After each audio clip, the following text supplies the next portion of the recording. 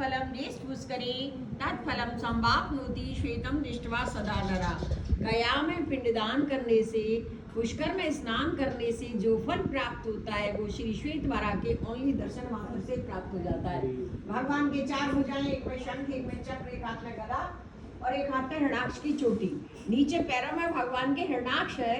ये दैत्य इतना बलशाली हुआ कि ये सारी पृथ्वी को चटाई की तरह से इसने फोल्ड करा और पाताल में ले गया। चारों तरफ 10-10 फुट गंदगी का परकोटा लगा दिया। देवता कहाँ से जाए? पृथ्वी नहीं तो सृष्टि नहीं, सृष्टि नहीं तो देवताओं की नो इम्पोर्टेंस। तो सारे देवताओं ने एक कॉन्फ्रेंस बुलाई, फिर सब मिलके ब्रह्मा जी के पास गए और वहाँ पे ब्रह्मा जी से उन्होंने प्रे करा।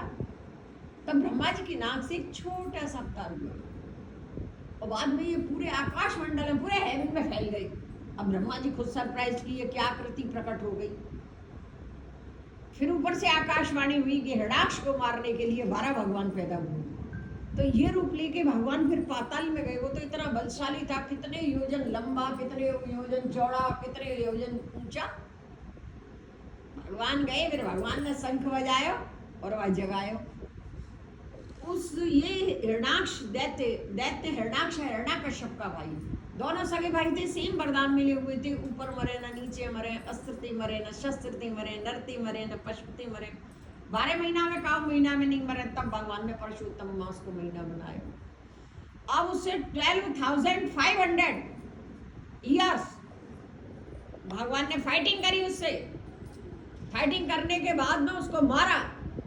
मारने के बाद में उसको दिखाया कि देख, दिन है न रात है, अस्त्र है न शस्त्र है, नर है न पशु है, ऊपर है न नीचे है, जल है न थल है। 12 महीना में से कोई सा महीना नहीं है, ये परशुत्तम मास का महीना है।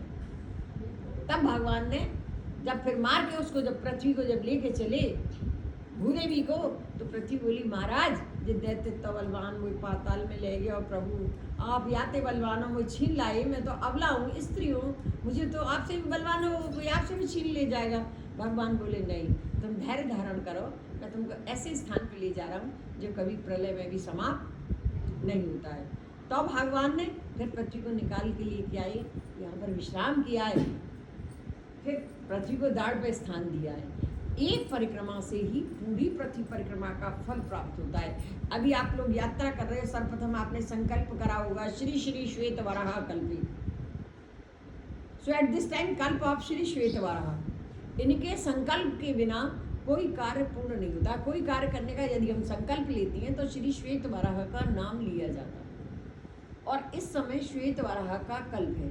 अपने बड़े बुजुर्ग मर जाएं तो गया में पिंडदान करने जाती है। अब मैं ये नहीं जानती, आप लोग जानते हो नहीं जानते, तो वही फल भगवान के दर्शन से मिलता है।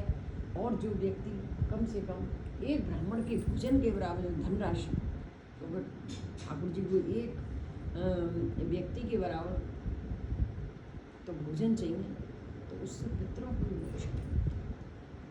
बोलो श्री श्वेत वराह भगवान की जय। जय। परिक्रमा करो, चरणामृत तौल लेते जाओ फटाफट।